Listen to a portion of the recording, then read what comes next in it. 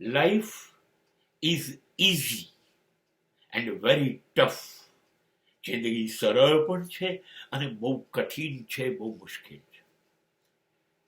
But it depends on you.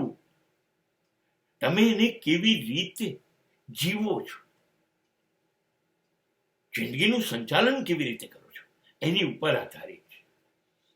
બે પ્રકારના માણસ છે. એક એ ટોળાનો માણસ છે, ભીડનો માણસ.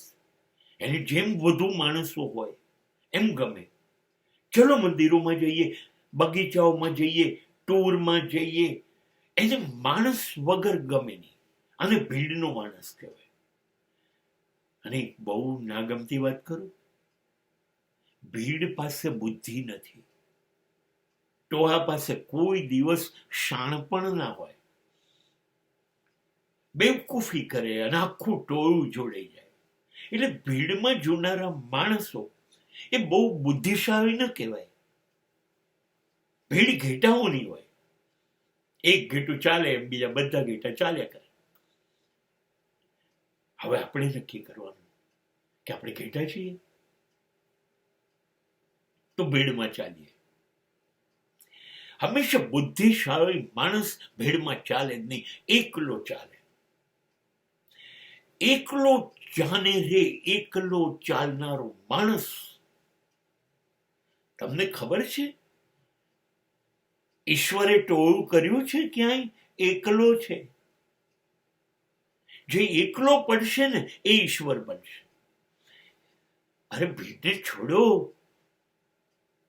લોકોને શું કરવા છે? તમે તમારી જોડે જીવતા શીખો. તમારી જોડે, તમારી પાસે બેસો, તમે તમને સાંભળો, તમારી અંદર જુઓ શું સરસ છે, શું ખરાબ છે.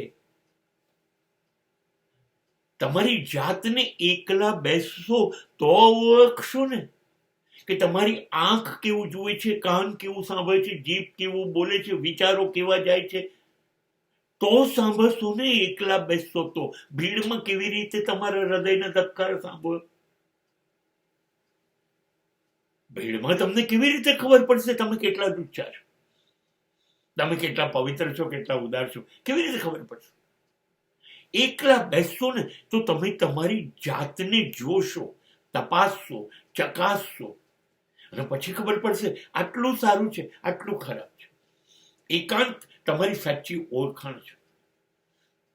અને તમે નહીં માનો, તમે એકલા પડશો એટલે તમે તમારી જાતને ઓળખી જશો.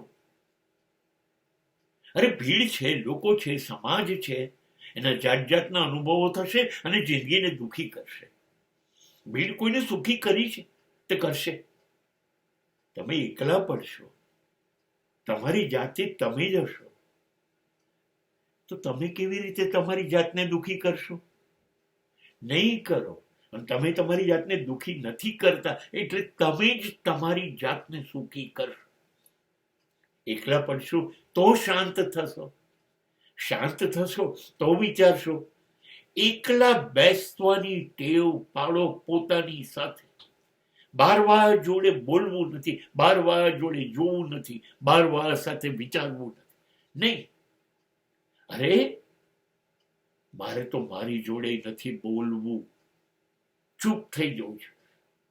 હું મારી જોડે વાતો ના કરું બેઠો બેઠો, ચૂપ થઈ જાઉં તો મારી અંદર રહેલો કોઈ એક ગજબનો અવાજ એ મને સંદેશાઓ આપશે.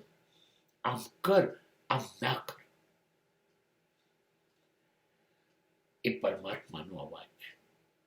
અને તમારે પરમાત્મા જોડે વાતો કરવી છે, એના સંદેશા સાંભળવા છે,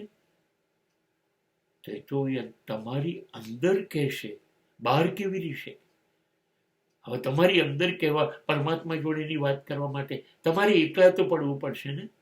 આ એકાંત તમને એવા બનાવી દેશે કે તમે વિચાર નહીં કરો. માટે કહેવાય છે કે loneliness is the biggest surprise of the life.